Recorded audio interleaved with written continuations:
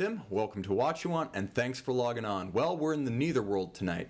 We're not live and we're not dead, but because of a Comcast issue, we don't have the cable speed and connection to actually stream live. Therefore, while I try to figure out how to make a voodoo doll of a faceless corporate entity, I'm coming to you taped with a great selection of fun topics, starting off with watches that I feel should have been bigger successes, but simply weren't. And I'm going to get into the reasons why, but this is the Omega Watch edition of this new feature. Okay, so everyone remembers the Omega X33. The X33 came out in 1998, and it was billed at the time as the Mars watch. It was the one NASA was going to take to the Red Planet. A little over 42 millimeters, built of titanium. This was a hardcore modern aerospace timepiece to replace the still sturdy and flight certified and extravehicular certified Speedy Pro.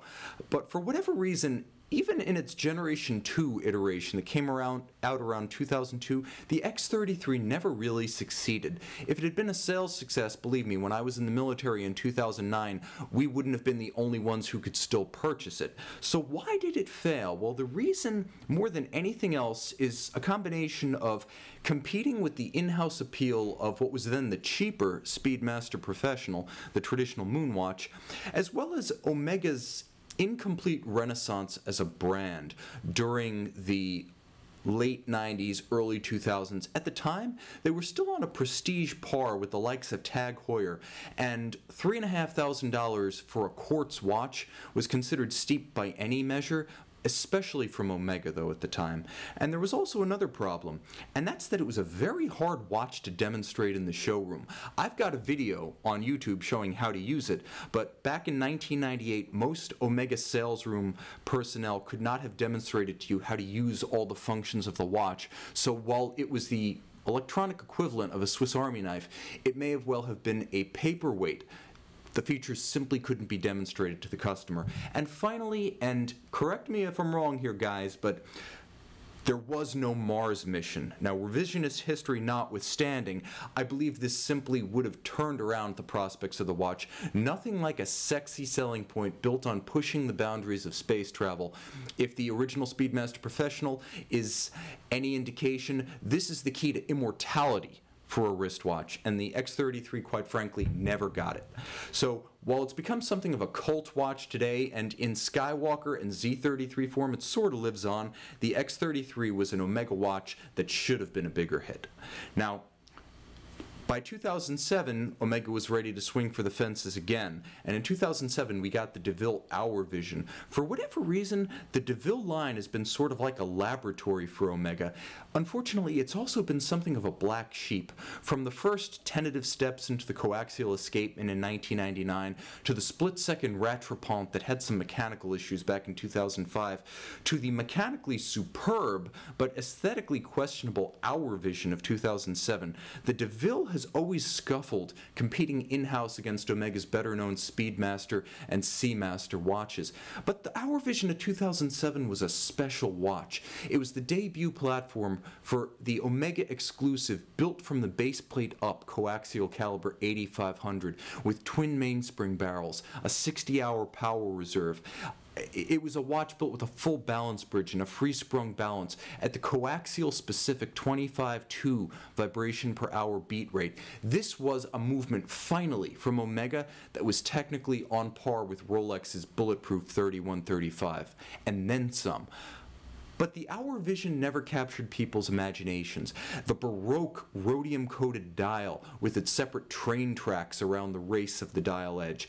The sapphire case components, which were revolutionary at the time, and have been copied by everyone from Hublot to Zenith to Richard Mille. They freaked people out, and because they were complex to assemble and to water test, the watch was expensive. For the $7,200 that Omega charged for an Hour Vision, you could have had a Planet Ocean, and that's a tough proposition when Omega is known for selling sports watches. So the Hour Vision, in my opinion, I've seen them unsold a decade later, still new in box. It was a sad failure that should have been a success, and I think, like the X33, is going to have legs as a cult watch, but this is another Omega that should have been a bigger hit. Now finally, and more recently, most recently of the three, There's the Omega Deville Tracer. The Deville, what is it with that line? Always the underachiever of the Omega family. Get with it, Deville. But the bottom line is that the Tracer back in 2014 was hailed as all but the second coming of the Pai-Pan constellation. A dress watch, a thin watch, an exquisite example of a rare manual wind variant of the caliber 8500 with a beautiful golden balance bridge. The 8511 inside the Tracer was a work of art in its own right. This is a line that, with a steel option, could have taken off, but issued entirely in precious metals, with prices starting at around $13,500 and extending past $15,000. Not only was it too expensive for an Omega dress watch, but when you're competing against pre-owned Vacheron Constantin patrimony references and Royal Oak 15300s, you're sending yourself up against the juggernauts of the high horology space if you're Omega here. Not only was it priced too ambitiously, but you could arguably draw a parallel to another underachiever from a sports watch-centric mainstream brand. That's right, the Tracer became something like Omega's version of the Rolex Cellini. Great watches that are maybe wrong for the brand and perhaps priced out of the brand's typical client's wheelhouse financially. The Tracer at 40 millimeters and 10 millimeters thick had it all going on, but by the next year it had already been eclipsed in-house by Omega's own Constellation Globemaster, which was available in steel. So the Omega Deville Tracer, while I think it's destined to be a collectible given production volumes that sometimes numbered in the dozens for certain versions, is an Omega watch that should have been a bigger success. Now, moving forward, I wanted to address something that I felt was a shortcoming of this program, as well as the entire watch media. Hodinkee, A Blog to Watch, Watches by SJX, as well as all of the fora. We need to do a better job of not using made in China like a slur. While it's true that counterfeits are frequently made in China, and oftentimes Swiss manufacturers will source components from China on a limited basis, it's important to note that there is nothing inherently inferior about Chinese workmanship, which is why I'm highlighting one of the newest members of Switzerland's fabled AHCI, the Academy of Independent Watchmakers, and that is Zhu Ma of Beijing, China. A man who pulled a little bit of a Dan Spitz, Anthrax's guitarist who later became a master watchmaker. Zhu Ma was a production engineer at the Beijing Watch Company who decided to take a lifelong interest in watch repair and engineering and incorporate it into actual handcraft of high-level complications, and this is what he is known for. He was a candidate for AHCI induction alongside the likes of Beat Haldeman, Philippe Dufour, Kari Voutilainen, Marco Lang. In 2013, inducted in 2015, he's so new that almost no one has really covered him outside of China, but he deserves your attention, he deserves our respect. He does everything in the best traditions of Swiss high horology.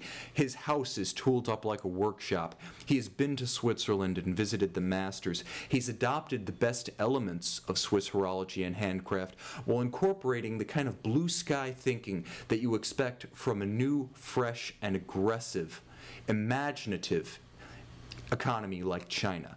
And so he has the likes of his side-scrolling lateral tourbillon. He has watches with extensible hands that will jump between the hours as they circulate the dial. He has watches with flying tourbillon. And of course, like any great master, he's able to build almost anything you want, anything your imagination can conceive, to order. So definitely look into Zhu Ma of Beijing, China, member of the AHCI and master watchmaker. He's the best reason to believe that in the future, when we talk about high horology, China is going to be a major part of the discussion. Now, we have some questions from the field that I want to address because Monday is Mailbag, and without Mailbag, it's really not Monday here at Watch You Want. So Ross F. has asked, after saving and searching for 3 years, last November, I bought my first luxury watch, the Rolex Yachtmaster 116622. This is steel and platinum with the blue sunburst dial. Now, he wants to know, because Josh and I have talked about value and retained value, whether the watch is going to lose more value because Rolex recently launched a steel Sky Dweller that is also mostly steel, partly platinum with a blue sunburst dial. He wants to know if this will dilute the interest in his blue sunburst, platinum and steel Yachtmaster. I'm going to say no, because for the most part it's so different in size and character between the Sky Dweller, even the steel one, and the Yachtmaster, the traditional Yachtmaster. I don't see the same customer cross-shopping these. One's a big watch and a complication. The other is fairly slim at about 12 millimeters and more of an upscale Submariner than a hardcore statement watch like the Sky Dweller. Also, I would say that you have to look at a watch that came out last year at Basel World, not 2017, to see the true source of threat to the retained value of the steel platinum blue dial Yachtmaster, and that's the dark rhodium dial steel platinum Yachtmaster, the dark rhodium that came out last year. That is a watch that will appeal to the classical Yachtmaster client and might dilute some of the resale value of the traditional blue dial, which you have to remember has only been with us since 2012. I see that as a greater threat, but I don't see any steel platinum Yachtmaster really taking a dive. I understand, Ross, that you bought your Yachtmaster new and you couldn't find one at Watch One because we didn't have one in stock, but for all your new watch needs, please check out Govberg, our sister company. I would just say beware the dark rhodium dial, and if you want to hedge your bet, add that to the collection. This way, no matter which one wins and which one loses, you win in the long run. And isn't it just more fun to have more watches? Okay, so Kaichin Ko asks, Tim, I will be purchasing my next Grail soon, and I've narrowed it down to the following pieces. The Lange und Söhne 1815 up-down, rose gold. Now, this is an interesting watch. I like it because it's a 39 millimeter, which is perfectly sized for colored gold. Too big and colored gold can be overpowering. It has a 3-day manual winding power reserve, so it is a big, open, beautiful, traditional Lange German silver 3/4 bridge case back. It's also a very balanced dial, a handsome watch with the registers just below the hands at center.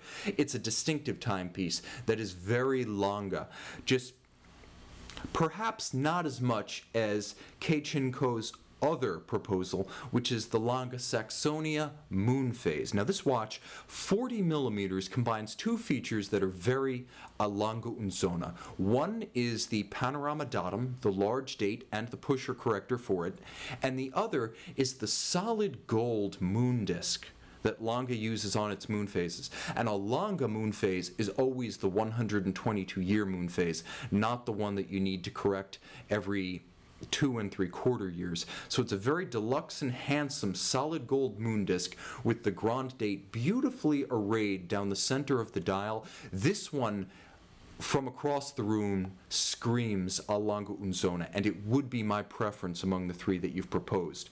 But you do have one more proposal, and I'm going to share that with the audience. That is the Richard Lange in rose gold. Now, I should mention before I continue that the moon phase is also the only automatic winder of our group. So if that's important to you, I think the decision is made. But the Richard Lange in rose gold, 40.5 millimeter manual wind, seriously traditional and the most discreet of this collection. If you want a watch that can lie low, a watch that is not going to declare itself perhaps to folks who would only comment on money and wealth and status, but will start the right kind of conversations with the true watch nerds, I would say that the Richard Lange is the one to go with. I do like the fact that it is low-key, it is refined and rich without being ostentatious. But in my opinion, Mr. Kaichin Ko should go with the Saxonia moon phase. It's the most interesting, versatile, and I think most redolent of Lange's character of the three he proposes. Now finally, Alex R. asks, and this is an interesting question because I know for every one person who asks a question like this, there must be innumerable folks thinking the same thing. This question deals with intimidation and watch shopping. Alex says, Tim, I'm the type of person who doesn't like to flaunt my watches or wealth. I prefer to dress in t-shirts and jeans or shorts.